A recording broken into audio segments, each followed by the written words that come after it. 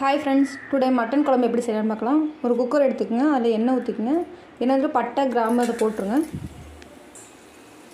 பூண்டு போட்டுக்குங்க. அதே மட்டன் இருக்கிறது மட்டனை வந்து குக்கரில் போட்டுருங்க. நல்லா அலசி எடுத்துக்கங்க. அதை குக்கரில் போட்டுருங்க.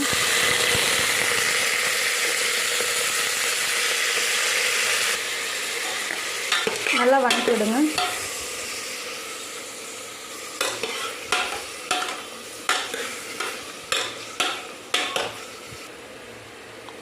மஞ்சள்தூள் கொஞ்சம் போட்டுக்கங்க.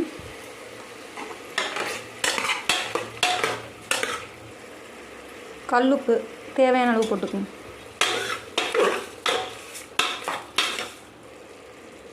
கருவேப்பிலை போட்டுக்கங்க. தக்காளி ஒரு 3 தக்காளி கட் பண்ணி போட்டுக்கங்க. தக்காளி போட்டு நல்லா வதக்கி விடுங்க. மிளகாத்தூள் 1 ஸ்பூன் போட்டுங்க. மல்லித்தூள் 1 ஸ்பூன்.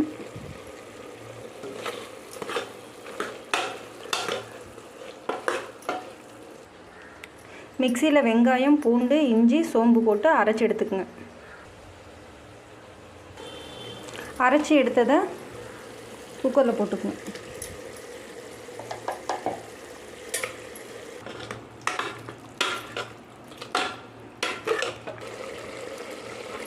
நல்லா இப்படி வந்து கொதித்து வந்ததுக்கப்புறம்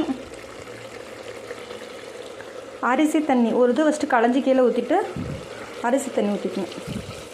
கொஞ்சமாக அதுக்கு தேவையான அளவு ஊற்றிக்கணும். நல்லா கொதித்து வந்ததுக்கப்புறம் குக்கர் மூடியை போட்டு விசில் போட்டுருங்க. விசில் போட்டு ஒரு 5 விசில் விட்டு ஆஃப் பண்ணிடுங்க. அதுக்கப்புறம் என்ன பண்ணுறதுன்னா, ஒரு சின்னதாக ஒரு வடை சட்டி எடுத்துக்கோங்க. அதில் வந்து எண்ணெய் ஊற்றிட்டு எண்ணெய் காஞ்சதுக்கப்புறம் சீரகம் 1 ஸ்பூன் போட்டுக்கோங்க. மிளகு போட்டுக்கோங்க. அது நல்லா காஞ்சி விட்டு வெங்காயம் போட்டுக்கோங்க. நல்லா வதக்கிக்கோங்க.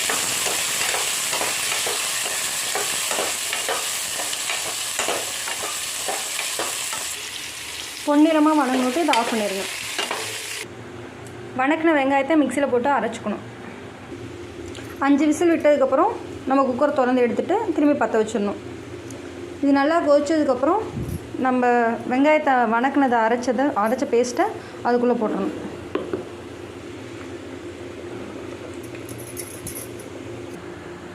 தேங்காய் அரை மூடி அரைச்சி குக்கரில் ஊற்றிடணும். கறிக்குழம்பு நல்லா கொதிச்சதுக்கப்புறம் அரைச்சி வச்ச தேங்காவை ஊற்றிடணும். நல்லா கொதிச்சதுக்கப்புறம் கொத்தமல்லி தூவி விட்டு ஆஃப் பண்ணிடுங்க. மட்டன் குழம்பு ரெடி.